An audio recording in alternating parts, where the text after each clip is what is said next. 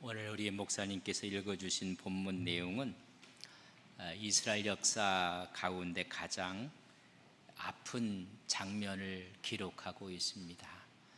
그들의 영원한 왕이 하나님이었는데 이제 하나님 대신 다른 왕을 저희들에게 세워달라고 강청을 하고 요구를 하는 그런 장면의 말씀입니다.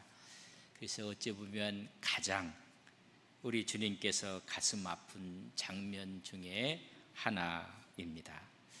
인생이 살다 보면 정말 이런 일들은 있지 않았으면 좋았을 텐데 가슴 아픈 사연들이 있습니다. 여러분, 인생 가운데 정말 잊지 못할 그리고 아픈 그런 일들이 여러분 무엇입니까? 사랑하는 가족을 먼저 보내는 사별의 아픔도 정말 가슴 아픈 그런 장면으로 여러분 기억하고 있을 것입니다. 이런 그뿐만인가요? 또 좋은, 늘 기억하면 행복하고 아름답고 또 멋진 그런 사연들도 있습니다. 자녀가 장성해서 결혼을 시키는 그 아름다운 모습, 자녀를 결혼시켰더니 여러분 아이를 낳아서 할머니 할아버지 손에 여러분 안겼을 때의 그 기쁨, 그 환희도 있습니다. 특별히 이스라엘 백성들은 감동적인 광경들을 너무 많이 갖고 있습니다. 홍해를 육지처럼 건너가기도 하고 만나와 메추라기를 먹으며 반석에서 물이 터져 나오는 너무나 감격스러운 장면들이 있습니다. 신약에서는 우리 주님께서 오병이의 역사를 일으켜서 5천 명이 먹고 남은 12강주리가 있었던 사건들, 바울과 실라가 기도했을 때 옥문이 열리고 하나님의 역사가 일어났던 일들, 오순절날 성령이 강하게 역사했던 이런 아름다운 사건들도 있습니다. 그러나 오늘에 있는 이야기는 가장 가슴 아픈 이야기입니다. 백성들이 모여서 이제 하나님의 우리의 왕이 아니라 다른 왕을 세워달라는 것입니다. 왜냐하면 이스라엘 백성들이 이웃 나라를 바라보며 왕을 갖고 있고 조직적이고 체계적이고 힘을 갖는 것을 바라보면서 다른 나라처럼 우리도 왕을 달라는 것입니다. 사무엘상 5장 5절 말씀에 8장 5절에 보면 모든 나라와 같이 우리에게 왕을 세워 우리를 다스리게 하소서. 만왕의 왕이 있는 이스라엘 백성들, 하나님의 언약 공동체에 살고 있는 하나님의 백성들이 왕을 세워서 우리를 다스리게 해달라고 이야기를 하고 있습니다. 어찌 보면 이것은 다른 나라의 왕정제도를 바라보면서 정치 제도의 변화를 요구하는 것처럼 보이기도 합니다. 그러나 내면에 보면, 실상을 보면 사무엘상 8장 7절에 보면 이는 그들이 너를 버림이 아니요, 이 너는 사무엘을 이야기합니다.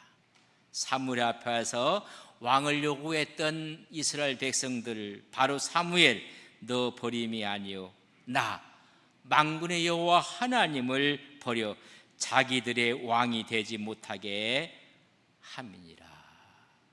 이제는 만군의 여호와 하나님이 우리의 왕이 아니라는 것입니다. 정치제도의 변화가 아니라 실상은 우리의 왕은 하나님이 아닙니다.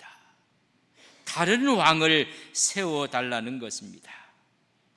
오늘 이 사건을 통해서 우리에게 무슨 말씀을 주고자 하는지, 또 이스라엘 백성들이 마지막까지 지켜야 될 신앙의 본분이 무엇인지를 우리에게 말씀하고 있습니다.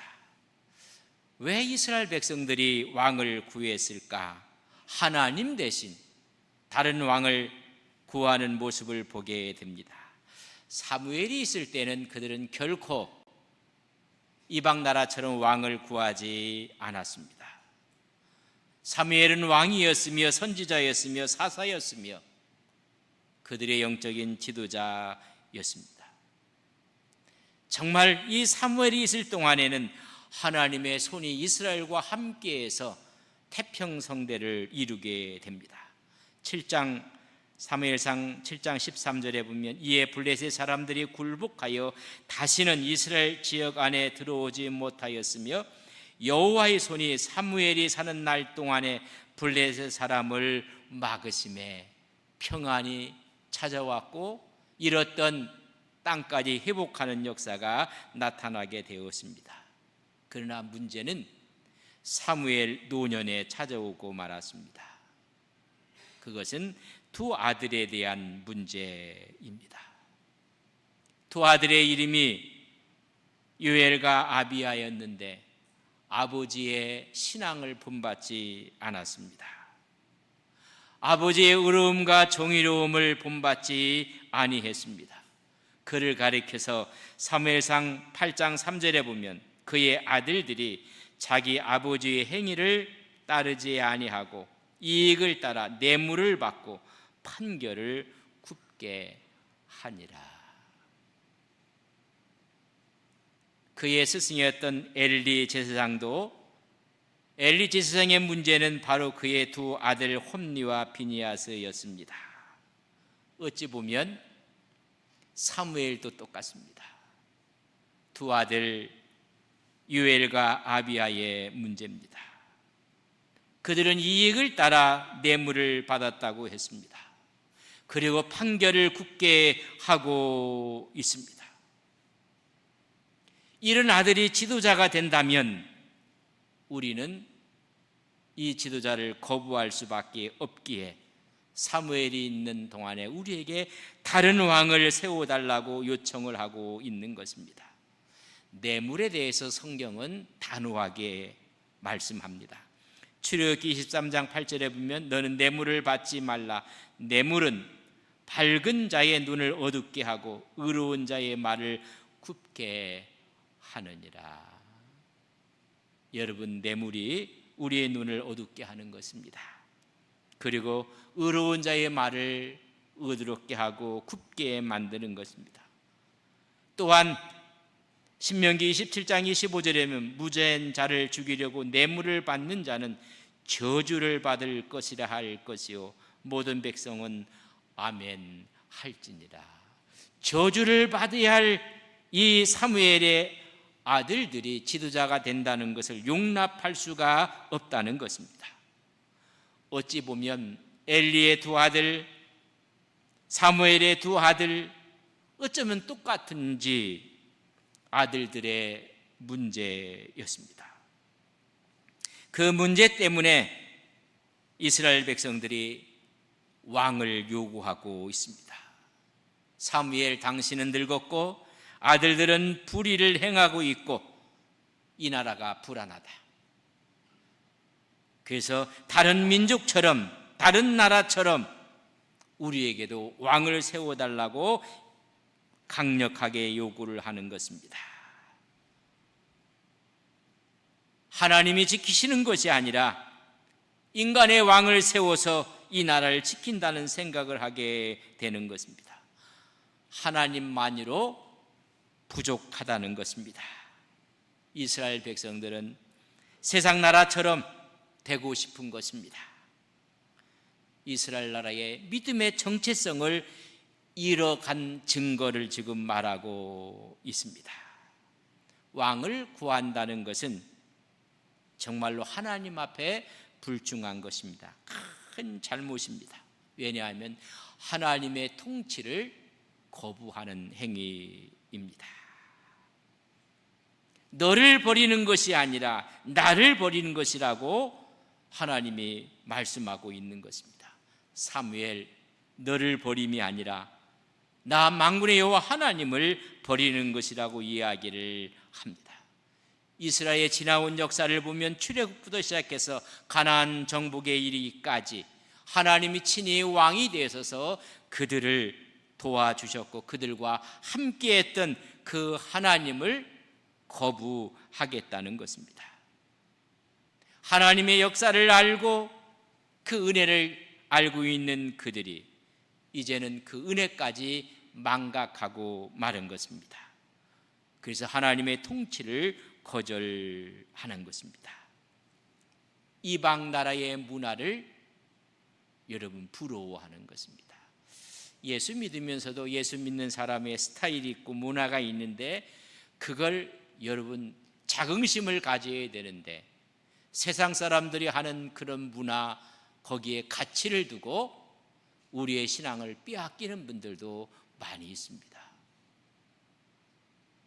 우리가 신앙의 가치를 지켜가며 어려움을 당한다 할지라도 불이익을 당한다 할지라도 그것이 옳은 것을 깨닫고 가야 되는데 봐라 그렇게 해서는 아무것도 못한다고 세상 문화를 따라가고 그 문화에 동화되고 마는 것입니다. 바로 이스라엘의 잘못은 바로 이 문제였습니다. 이때 하나님과 사무엘의 반응을 우리는 볼 수가 있습니다. 사무엘상 8장 6절에 보면 우리에게 왕을 주어 우리를 다스리게 하라 했을 때에 사무엘이 그것을 기뻐하지 아니하여 여호와 앞에 기도하며 지도자가 기뻐하지 않습니다. 하나님의 사람이 기뻐하지 않으면 그 의미를 깨달아야 할 텐데 그들은 오히려 강청을 하고 있는 걸 봅니다. 기뻐하지 아니했다는 것을 공동 번역에는 언짢아했다 그렇게 했습니다. 우리도 언짢을 때가 좀 있습니다. 그러나 그들은 상관하지 않았습니다. 하나님의 신정 정치를 불신하는 것입니다. 주의 종이 기뻐하지 않는 일, 그러나 그들은 관철을 시킵니다. 그들이 내세운 이유는 표면적인 것이 두 가지였습니다. 첫째는 지도자가 늙었다는 것입니다. 고령이 되었다는 것과 두 번째는 당신의 아들들이 못된 행위를 서슴없이 행하고 있다는 것입니다.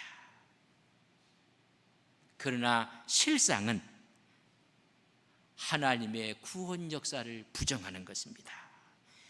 이방 문화가 좋다는 것입니다. 하나님의 문화보다는 이방의 문화가 그들에게 좋게 보인 것입니다. 그때 하나님께서 사무엘에게 말씀을 합니다. 7절 말씀에 보면 8장 7절 여호와께서 사무엘에게 이르시되 백성이 내게 한 말을 다 들으라 허락하라는 것입니다. 이는 그들이 너를 버림이 아니요 나를 버려 자기들이 왕이 되지 못하게 함이니라. 들어주라고 이야기를 합니다. 여러분 하나님과 특별히 이스라엘 백성들의 관계성을 먼저 이해를 하셔야 됩니다. 수많은 민족 가운데 그들을 선택해서 언약 공동체로 세워주셨습니다. 하나님이 직접 지키시는 돌본 공동체가 되었습니다. 하나님과의 계약을 통해서 나는 너의 하나님이 되고 너희는 나의 백성이 될 것이며 너희는 제사장 나라가 될 것이며 하나님의 거룩한 백성이 된다는 이 언약의 관계를 정면으로 부정하는 것입니다. 출애굽기 19장 6절에 보면 너희가 내게 대하여 제사장 나라가 되며 거룩한 백성이 되리라. 너는 이 말을 이스라엘 자손에게 계속 전하라고 말씀해 주고 있는 것입니다. 언약 공동체요 선택된 하나님의 계약 공동체였습니다. 이것을 부정하는 것입니다. 그리고 그들의 말을 들으라. 그리고 나서 너희들이 원하는 왕정 제도가 무엇인지 경고하고 왕의 제도를 가르쳐 주라고 말씀해 주고 있습니다. 8장 9절에 보면 그러므로 그들의 말을 듣되 너는 그들에게 엄히 경고하고 그들을 다스릴 왕의 제도를 가르치라. 이방 나라가 왕을 가졌던 왕정 정치를 하게 되면 어떻게 된다는 사실을 이야기해 주라는 말씀입니다. 그 폐해가 있다. 그 첫째가 성경을 계속 읽어보면 너희들의 아들들은 군인으로 징벌되게 될 것이니라. 여러분, 군인이 되면 전쟁터에 나가면 너희들 아들들의 생명을 보장받을 수 없게 된다는 것입니다. 두 번째는 너희 딸들은 왕궁에 들어가서 왕궁에서 일을 하게 되는 여자들이, 여인들이 되게 될 것이니라. 그리고 세 번째, 너희들이 어떤 소득이 있든지 과한 세금을 내야 될 것이니라. 이 사실을 경고하고 가르치라고 했습니다. 그렇기 때문에 지도자 사무엘은 왕정제도를 기뻐하지 않았습니다. 하나님도 기뻐하지 않았습니다. 그러나 그들의 강청과 요구 앞에 하나님은 들어주라고 이야기를 합니다. 하나님의 백성들의 요구는 신앙적으로 바르지 않았던 것입니다. 사무엘도 기뻐하지 않습니다. 하나님도 기뻐하지 않습니다. 그러면 내려놓아야 됩니다. 그러나 그들은 이것을 관철시키고 맙니다. 하나님은 슬픈 마음으로 그들의 요구를 허용하고 왕정을 허락하게 되는 모습이 오늘 본문에 있는 말씀입니다. 그래서 제일 가슴 아픈 사건의 내용입니다. 너희들은 나를 버리고 인간을 왕으로 세우는 이 사건에 대한 말씀입니다. 우리는 이 말씀을 통해서 하나님만이 우리의 왕이라고 고백하는 우리 믿음의 귀한 종들이 되시기를 주님의 이름으로 간절히 바랍니다. 오늘 주님은 우리에게 묻고 있습니다. 너희의 왕이 누구신가? 도마가 고백했던 건 나의 주 나의 하나님으로 고백하는 고백이 필요한 것입니다. 나는 정말 하나님을 나의 왕으로 믿고 있는가? 아니면 세상의 눈에 보이는 힘을 왕으로 믿고 있는 것인가? 여러분, 진정한 여러분의 왕은 누구십니까? 만군의 여호와 하나님이 우리의 영원한 왕인 것을 우리는 믿습니다. 여기에 우리는 고백을 드려야 하는 것입니다. 우리의 참된 왕은 오직 예수 그리스도 우리 하나님이심을 우리는 고백합니다. 이런 왕의 제도를 이들은 강청을 하고 요구를 해서 얻게 되었습니다. 그렇다면 하나님의 말씀 가운데 하나님께서 꿈꾸는 왕정 제도는 무엇인가? 언젠가는 하나님께서 때가 되면 너희들에게도 왕을 세울 날이 오게 될 것을 모세오경에 이미 말씀해 놓으셨습니다. 그러면 그 때가 될 때까지 이스라엘 백성들은 기다려야 맞습니다. 하나님께서 때가 되면 너희들에게 왕정딩도를 주실 것인 것을 우리는 신명기 17장 14절에 보면 내가 내 하나님 여호와께서 내게 주시는 땅에 이르러 그 땅을 차지하고 거주할 때에 만일 우리도 우리 주위의 모든 민족들 같이 우리에게 왕을 세워야겠다는 생각이 나거든. 만일 우리에게도 왕이 필요할 때가 온다는 것입니다. not yet, 지금은 아닙니다. 그러나 그때가 오게 된다면 하나님께서 사람을 세우라고 합니다. 반드시 하나님을 믿는 신실한 자를 세우라는 것입니다. 하나님이 택한 자를 세우라고 말씀했습니다. 여러분, 하나님이 택하는 그 자는 어떤 일을 해야 되는지 그 책무에 대해까지 모세오경에서는 말씀을 하고 있습니다. 네 가지를 이야기합니다. 왕에 대한 책무에 대해서 첫 번째, 신명기 17장 16절에 보면 그는 병마를 많이 두지 말 것이며 군사력에 대한 의지를 하지 말라는 것입니다.